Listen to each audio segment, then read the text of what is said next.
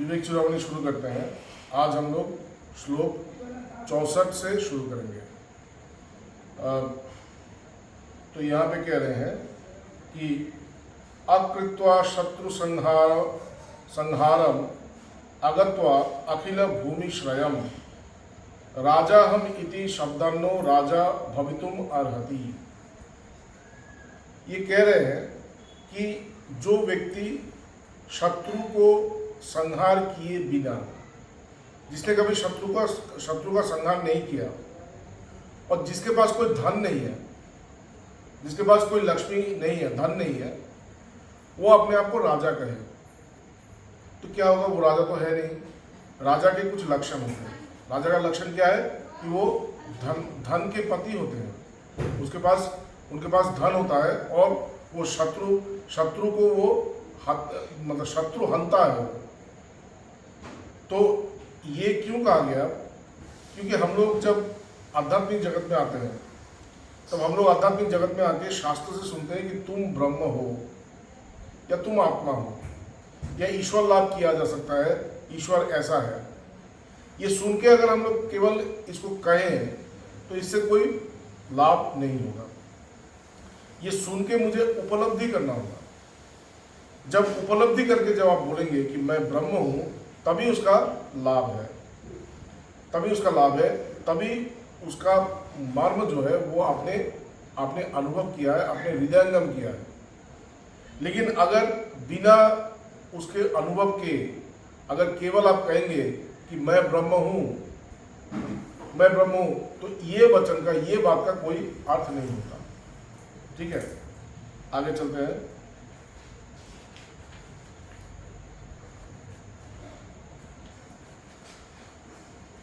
आप्तोक्तिम खननम तथो परिशील द्युत कर्षणम स्वीकृतिम निक्षेप समपेक्षते नहीं बहि शब्देस्तु निर्गच्छति तद्वद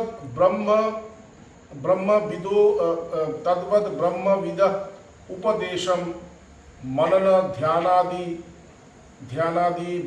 लभ्यते माया कार्य तिरोहितम स्वमलम तत्वम न दुयुर्ति भी। ये कह रहे हैं कि अगर कोई व्यक्ति एक जगह पे, एक भूमि में बहुत सारा सोना है, भूमि के नीचे सोना है, लेकिन वो व्यक्ति ऊपर अगर उस भूमि के ऊपर चले या उस भूमि के ऊपर रहे, तब तो उसको सोना लाभ नहीं होगा। उसको सोना लाभ करने के लिए क्या करना होगा? भूमि को खनन करना होगा।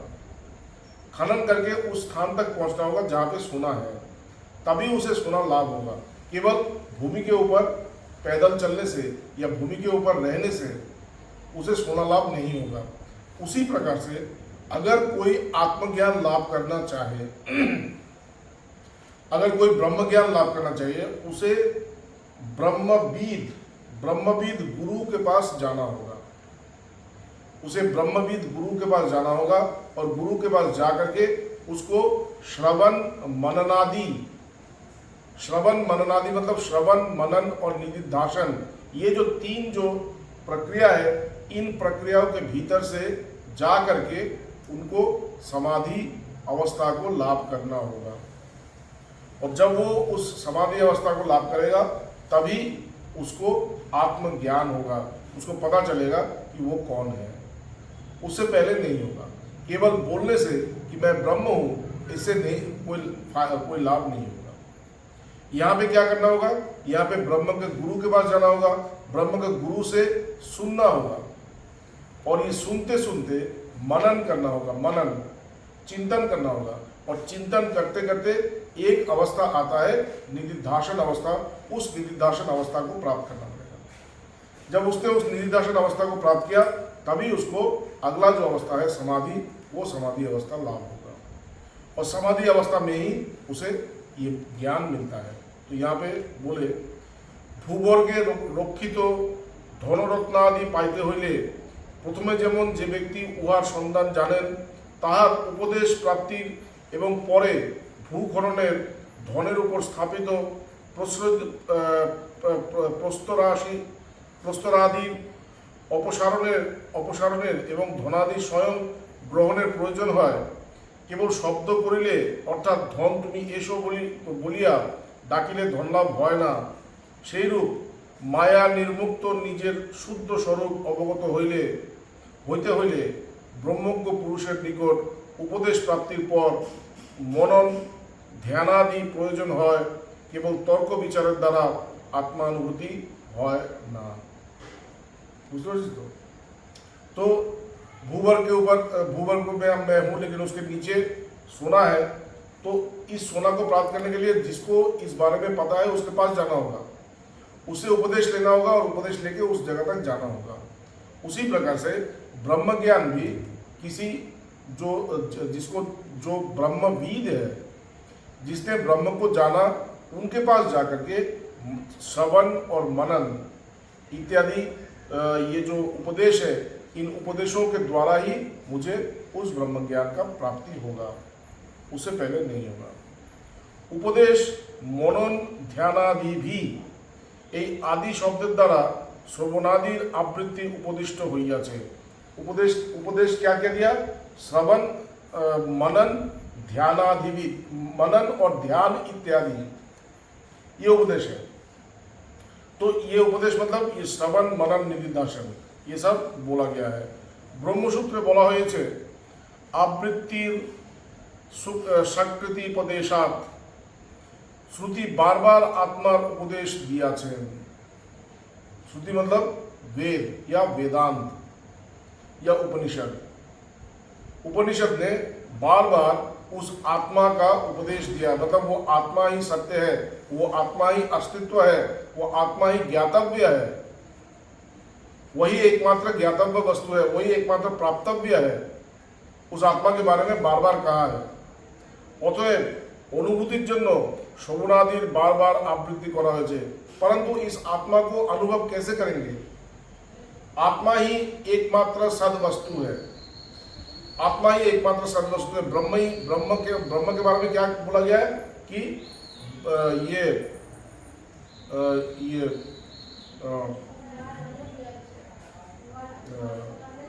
अनंत की सच्चिदानंद, पहला जो शब्द है वो है सद, मतलब सद, वो हमेशा ही सद वस्तु है। हाँ, तो इसको प्राप्त करने के लिए क्या कौन सा प्रक्रिया हम लोग करेंगे? इसको प्राप्त करने के लिए श्रवण मनन और निधिध्यासन। इस श्रवण मनन और निधिध्यासन की प्रक्रिया से ही, श्रवण मतलब गुरु से बार बार सुनना होता है, बार बार एक ही वाक्य सुनना पड़ता है। तुम ही ब्रह्म हो, तत्त्वमसि तत्त्वमसि तत्त्वमसि, बार बार सुनना पड़ता है। बार बार सुनते सुनते क्या होता है, मन के अंदर उन वाक्यों का एक धारणा होता है। पहले मेरा धारणा था कि मैं नाम हूं, मैं रूप हूं, मैं जो अपने आप को देख रहा हूं वही मैं हूं। लेकिन गुरु से बार बार सुनने के बाद मेरा ये धारणा धीरे धीरे टूटता है। अपने बारे में जो धारणा मेरा था वो धारणा धीरे धीरे टूटता है और एक नया धारणा उत्पन्न होता है। वो नया धारणा क्या है कि मैं नाम या रूप नहीं हूं, मैं ये जो शरीर है ये शरीर नहीं हूं, मैं ये मन या बुद्धि या चित्त या अहंकार ये सब नहीं हूं, मैं ये संसार नहीं हूं, मैं ब्रह्म हूं, मैं आत्मा हूं, नित्य शुद्ध बुद्ध मुक्त आत्मा। मैं वो नित्य शुद्ध बुद्ध मुक्त आत्मा हूं, ये धारणा होता है। इस धारणा से, ये धारणा जैसे जैसे परिपक्व होता है वैसे वैसे मनन शुरू होता है। और जब ये धारणा संपूर्ण रूप से दृढ़ हो जाता है, संपूर्ण रूप से दृढ़ हो जाता है और जो दूसरे धारणा है वो सब दूसरे धारणा समाप्त हो जाता है, विलय हो जाता है, लीन हो जाता है, लोप प्राप्त होता है। इस धारणा के, ये धारणा जितना अधिक बलवान होगा, जितना अधिक दृढ़ होगा, जो दूसरे जो धारणाएं थे अपने प्रति, मैं ये हूं, मैं वो हूं, मैं इसका बेटा हूं, मैं उसका, ये जो सब था ये धीरे धीरे लोप प्राप्त होगा, ये धीरे धीरे लोप प्राप्त होगा। और ये धारणा जो है, ये धारणा और बलशाली और दृढ़, जब पूर्ण रूप से ये धारणा मैं ब्रह्म हूं ये दृढ़ हो गया, पूर्ण रूप से जब दृढ़ हो गया, तभी ब्रह्म साक्षात्कार होता है। क्योंकि उसी समय ये जो दृढ़ धारणा है यही उस निदिध्यासन अवस्था तक हमें ले जाता है। और जब कोई निदिध्यासन अवस्था को प्राप्त करता है तभी उसे समाधि लाभ होता है। समाधि लाभ होता है जिस अवस्था में उसे ब्रह्म साक्षात्कार होता है, वो ब्रह्म को देखता है, जानता है, अनुभव करता है। क्या अनुभव करता है? ब्रह्म को अलग से अनुभव नहीं करता, वो ये अनुभव करता है कि ये जो ब्रह्म है ये और मैं अभेद हूं, मैं ही वो ब्रह्म हूं, ब्रह्मात्मैक्य। ये ब्रह्म मुझसे अलग नहीं है, मैं ही ये ब्रह्म हूं। अगर मुझे ब्रह्म अलग से दिखे, अगर ब्रह्म अलग से अनुभव हो तो वो ब्रह्म ज्ञान नहीं होता, वो भी अज्ञान के अंतर्गत होता है। परंतु जिस समय मुझे ये अनुभव होता है कि मैं ही वो ब्रह्म हूं, मतलब ब्रह्म के साथ अभेद जब दर्शन होता है, अभेद जब अनुभव होता है, उसी को ब्रह्म ज्ञान कहता है।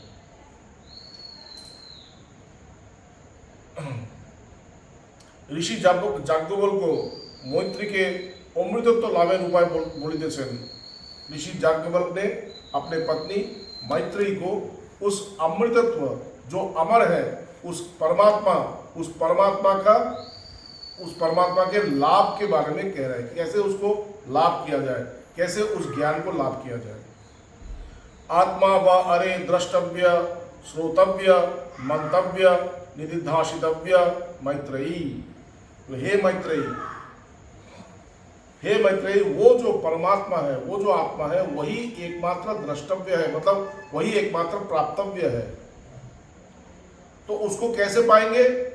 श्रोतव्य, उसके बारे में सुनो, उस परमात्मा के बारे में सुनो, श्रोतव्य।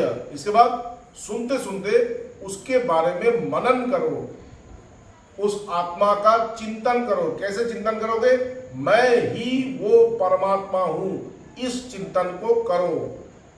तुम्हारे अंदर जितने भी दूसरे चिंतन है, तुम्हारे अंदर जो दूसरे चिंता है, ये है वो है, इसके बारे में चिंता कर रहे हो, उसके बारे में चिंता कर रहे हो, ये सब छोड़ के केवल इसकी चिंता करो कि मैं ही वो परमात्मा हूं, मैं ही ब्रह्म हूं।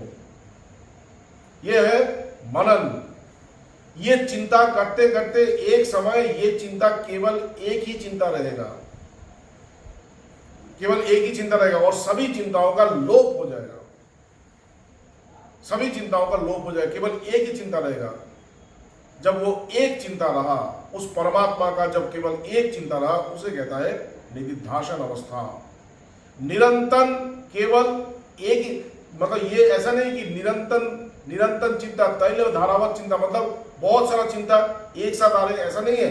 केवल एक ही चिंता है, सुबह भी वही चिंता, दोपहर को भी वही चिंता, रात को भी वही चिंता, वही एक ही चिंता है। वो चिंता वो खंडित नहीं होता। अखंड ब्रह्मकारा वृत्ति, अखंड ब्रह्मकारा वृत्ति, एक ऐसा वृत्ति, एक ऐसा चिंता जो खंडित नहीं होता, जो एक ही रहता है और उसका जो दिशा है वो ब्रह्म की तरफ है। वो ब्रह्म को छूना चाहता है, वो ब्रह्म को जानना चाहता है। जब ऐसा हो जाता है तभी वो समाधि अवस्था को लाभ करता है।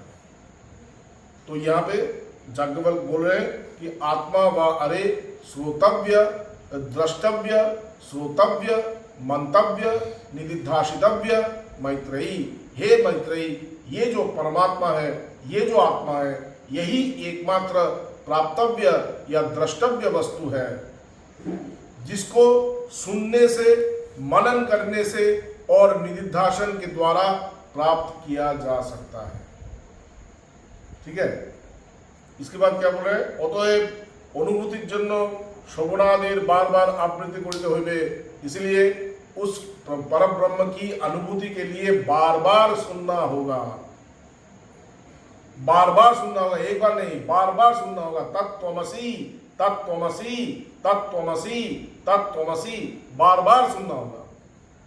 जो बार बार सुनेंगे उसी को ये ज्ञान लाभ होगा।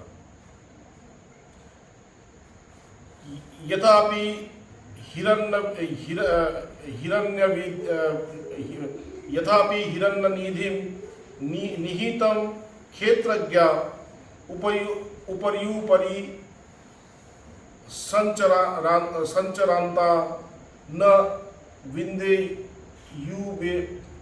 विंदेयुरे वमे वमः सर्वा प्रज्ञा अहरः गच्छन्त एवं ब्रह्मलोकम न विद्यन्ते नृताम ही प्रत्युरा। छांदोग्य उपनिषद। ये बांग्ला में है तो इसलिए पढ़ने में थोड़ा दिक्कत हो, इतना छोटा छोटा। যেমন বারবার উপরে বিচরণ করিয়াও নিধি শাস্ত্রে অনভিজ্ঞ ব্যক্তিগণ ভূবর্গে প্রথিত এবং সংরক্ষিত সুবর্ণ প্রাপ্ত হয় না, ঠিক তেমনি জীবগণ প্রতিদিন এই ব্রহ্মলোকে গমন করিয়াও তাকে লাভ করে না। ये क्या बात है? ये बोले कि अगर तुम्हारा भू विज्ञान तुम नहीं जानते तो तुम एक भूमि में चलने से तुमको पता नहीं चलेगा कि उस भूमि के नीचे क्या है। उसमें पेट्रोल है, ना उसमें पानी है, ना उसमें सोना है, तुमको नहीं पता चलेगा। लेकिन जो जानकार है वो भूमि छू के बोल देगा कि इसके अंदर पेट्रोल है, इसके अंदर ये है। जो जानकार है उसको अंदर जाने की आवश्यकता नहीं है, वो केवल थोड़ा सा जो मिट्टी है, मिट्टी पकड़ के बोल देगा कि इसके अंदर क्या है। उसी प्रकार से बार बार हम लोग उस ब्रह्म लोक में गमन करते हैं। ये उसका मतलब क्या है? जब हम लोग नींद में रहते हैं, सुषुप्ति अवस्था में रहते हैं, जब हम लोग सुषुप्ति अवस्था, हमारे 3 अवस्थाएं हैं। एक है जागृत जो अभी है, इसके बाद स्वप्न अवस्था, और जो तीसरा अवस्था है वो है सुषुप्ति अवस्था। तो जागृत अवस्था अभी है। स्वप्न अवस्था के बारे में हम जानते हैं कि जब हम लोग स्वप्न देखते हैं वो एक अवस्था है।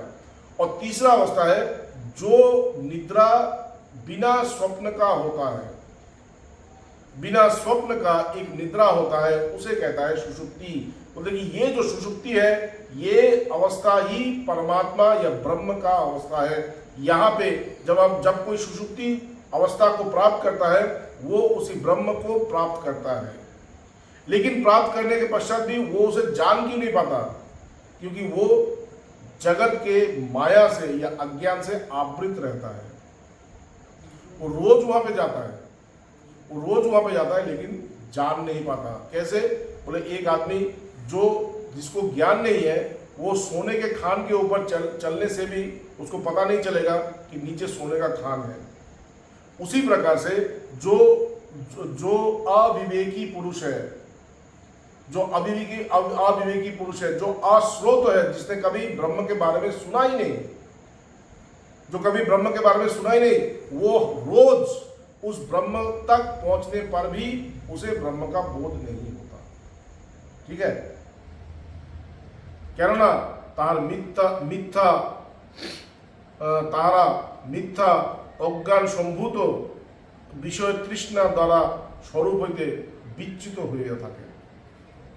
वो लोग जो मिथ्या स्वरूप तृष्णा मतलब विषय तृष्णा, ये चाहिए वो चाहिए, ये चाहिए वो चाहिए, ये जो विषय तृष्णा, उन विषय तृष्णाओं में वो लोग अपने आप को जकड़े रखते हैं और इसलिए वो इसको नहीं जानते। ठीक है? तारपर 86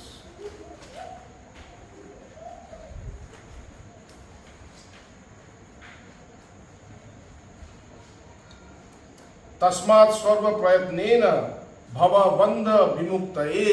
इसको तो इसलिए सभी प्रकार से हर प्रचेष्टा से तुम्हारा जितने भी तस्मात् सर्व प्रयत्नेन सभी प्रकार के प्रयत्नों से क्या करोगे? भवबंध विमुक्तये। ये जो संसार का बंधन है, इस संसार के बंधन से मुक्त लाभ करो। हर प्रकार का तुम्हारे पास जो भी प्रचेष्टाएं हैं, तुम्हारे पास जितने भी बल हैं, सब बल को लगा दो उस आत्म तत्व को जानने के लिए, ताकि तुम्हारा ये जो भव बंधन है ये भव बंधन दूर हो। तस्मात् सर्व प्रयत्नेन भवबंध विमुक्तये स्वेरेव यत्न कर्तव्यो रोगादावीव पंडितई। जो पंडित है वो क्या करता है, जब उसको रोग होता है वो क्या करते हैं, वो औषध लेता है, वो औषध लेके वो रोग को ठीक करते हैं। उसी प्रकार से ये जो भवा बंधन, ये जो अज्ञान, मैं नाम हूं, मैं रूप हूं, मैं शरीर हूं, जो दिख रहा है सामने वही सब सत्य है, इसके बाद या इसके परे कोई और सत्य नहीं है। ये जो इस प्रपंच के अंदर ही रहना और ये प्रपंच के अंदर ही मतलब बांध के रहना, आबद्ध रहना, प्रपंच में जो दिख रहा है उसी को देखना, उसी को जानना, इसके बाहर और कोई जगत दिखाई ना देना। सत्य हमेशा ही आवृत रहना, ढका रहना, सत्य हमेशा ही ढका रहना और मिथ्या को लेकर चलना, यही भवबंधन, यही भव रोग है, यही भव रोग है। तो जिस प्रकार से रोग होने से मनुष्य औषध को लेते हैं, उसी प्रकार से ये जो भव रोग है, इस भव रोग से भी मुझे निकलना पड़ेगा। कैसे? प्रयत्न से। और प्रयत्न क्या है? प्रयत्न है श्रवण मनन निधिध्यासन। सुनो, सुनते रहो, जितना ज्यादा हो सके सुनते रहो। मैं ब्रह्म हूं, मैं ब्रह्म हूं, मैं ब्रह्म हूं, तुम ब्रह्म हो, तुम ब्रह्म हो, तुम ब्रह्म हो, बार बार सुनो। जितना सुनोगे धीरे धीरे वही, ये जो सुनने से क्यों, कुछ तो हो नहीं रहा है, बोले हो रहा है, कुछ हो रहा है। क्या हो रहा है? ये जो बातें हैं, ये बातें तुम्हारे हृदय में प्रवेश कर रहे हैं और प्रवेश करके एक नया धारणा उत्पन्न कर रहा है। तो मुझे तो दिखाई नहीं देता, दिखाई देगा।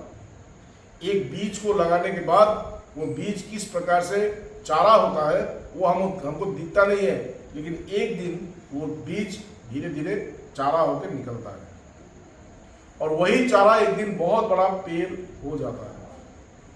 उसी प्रकार से सुनते सुनते ये जो ज्ञान बीज, जो बीज आकार में रहता है, ये धीरे धीरे अपने आप को चारा का रूप धारण करता है और रूप धारण करके धीरे धीरे वो पेड़ होता है, फल देता है। और फल क्या है? मुक्ति। मुक्ति ही इसका फल है। ठीक है, आज यहाँ पे हाँ?